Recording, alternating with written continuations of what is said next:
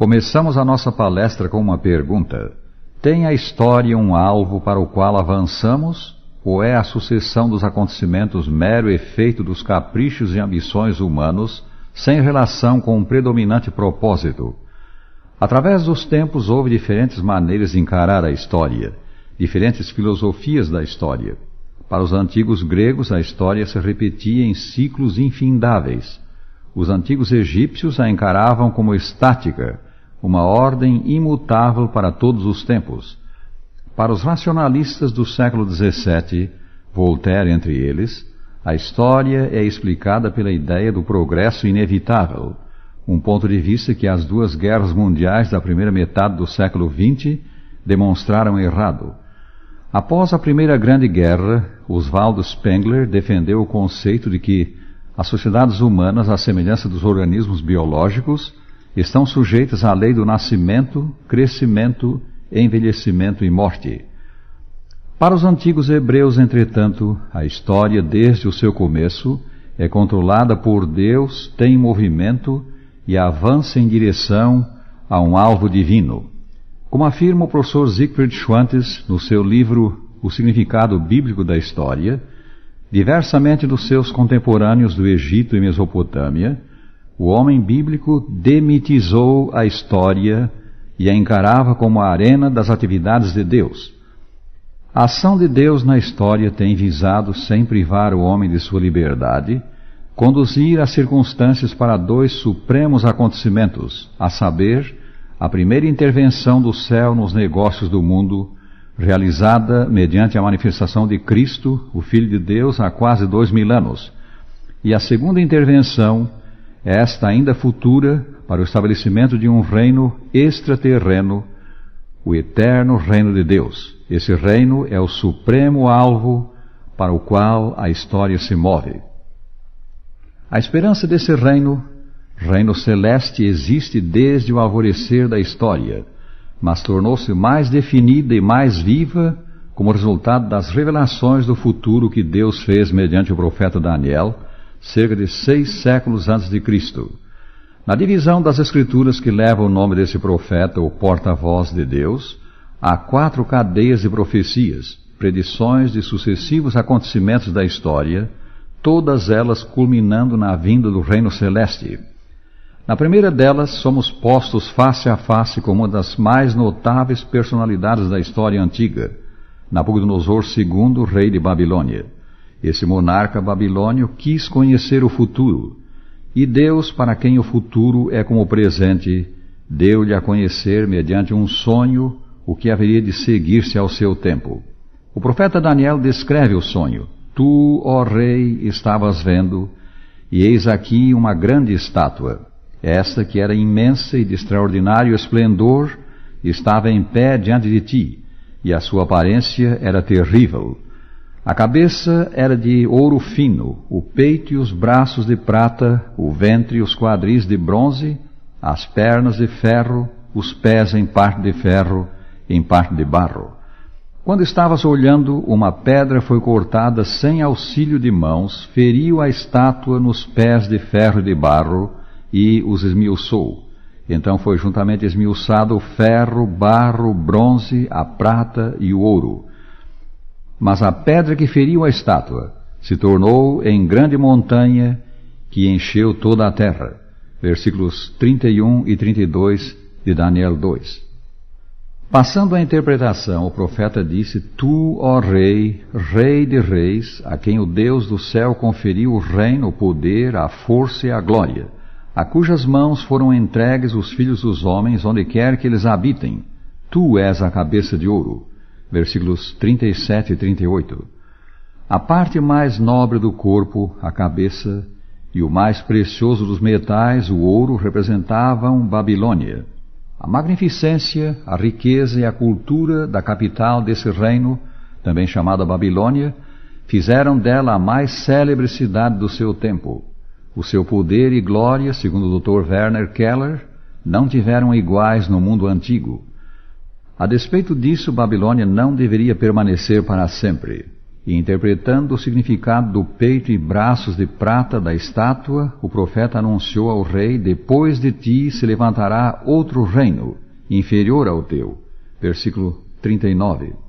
Em 539 a.C., os medo-persas sitiaram e tomaram Babilônia, passando a governar o que era então o mundo civilizado. No Império Medo-Persa, a prata era a moeda legal. Todos os impostos eram pagos com prata. Assim, o símbolo empregado por Deus era apropriado àquela fase da história. Daniel prossegue: e levantar-se-á um terceiro reino de bronze, o qual terá domínio sobre toda a terra. Versículo 39. Esse terceiro reino, representado pelo bronze do ventre e quadris da estátua simbólica, foi a Grécia. Em 331 a.C., Alexandre Magno venceu os medo-persas na Batalha de Arbelas, e o domínio dos povos passou às mãos do Império Grego. Como no caso da Medo-Pérsia, o metal da estátua que representava a Grécia era apropriado àquele povo. A armadura dos soldados gregos, couraça, capacete, escudo, espada, tudo era de bronze. Em 168 a.C., os romanos derrotaram os gregos em Pidna, e o cetro do mundo passou às mãos de Roma. O profeta dissera, interpretando o significado das pernas de ferro da estátua: o quarto reino será forte como o ferro. Como o ferro quebra todas as coisas, assim ele fará em pedaços e esmiuçará. Versículo 40. O Império Romano foi de todos o mais extenso. Os seus estandartes tremulavam das ilhas britânicas ao Golfo Pérsico e do Saara ao Mar do Norte. Fiel ao símbolo da profecia e à interpretação do profeta, ele governou com mão de ferro.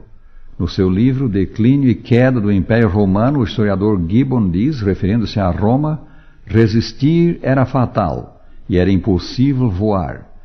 3/5 da população de Roma, afirma Schlegel, eram escravos.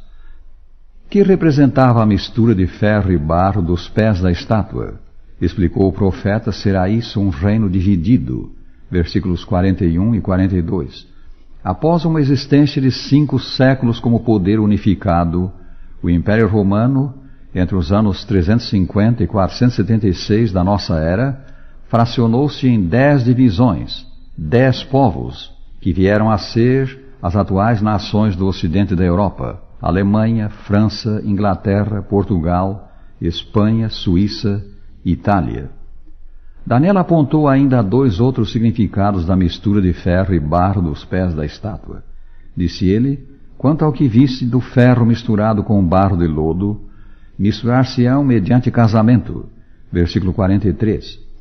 Isto, por certo, cumpriu-se nas migrações que houve entre aqueles povos. Nesses últimos 100 anos houve tempo em que quase todos os soberanos da Europa eram netos da rainha Vitória da Inglaterra.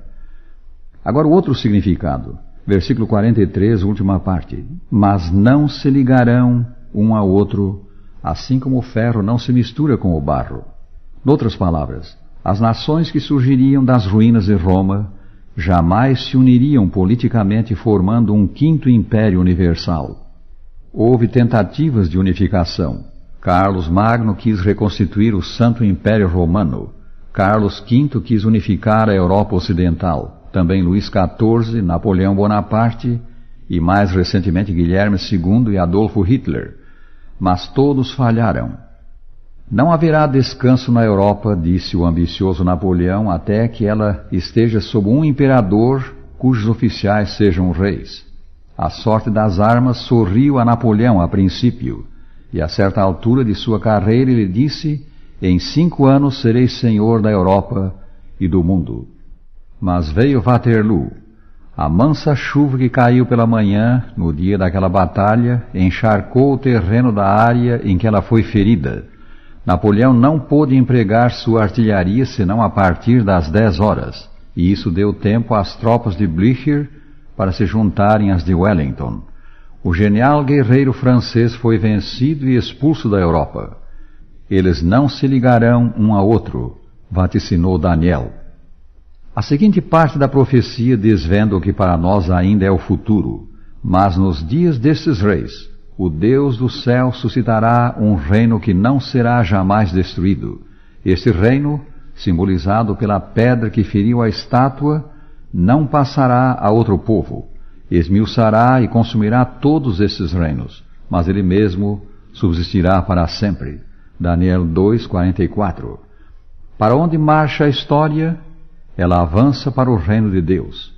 A vinda desse reino é o seguinte grande acontecimento, sim, o supremo acontecimento da história. Nos dias destes reis, nos dias da Inglaterra, da Itália, de Portugal, da Alemanha, o Deus do céu suscitará um reino que não será jamais destruído. Ele virá por ato sobrenatural de Deus, e ao vir, esmiuçará e consumirá todos esses reinos, todos os reinos do mundo de pecado. Nada do que constitui a presente ordem de coisas vai ser aproveitado. Este, meus amigos, é o alvo para o qual se move a história, o reino de Deus, reino de justiça e paz, um novo começo que o céu vai dar ao homem. A vinda desse reino é certa. Ela é tão certa quanto as predições já cumpridas desta cadeia profética. Sim, 25 séculos de história atestam a origem divina dessas predições. Como afirmou Daniel, o grande Deus fez saber ao rei o que há de ser futuramente. Certo é o sonho e fiel a sua interpretação.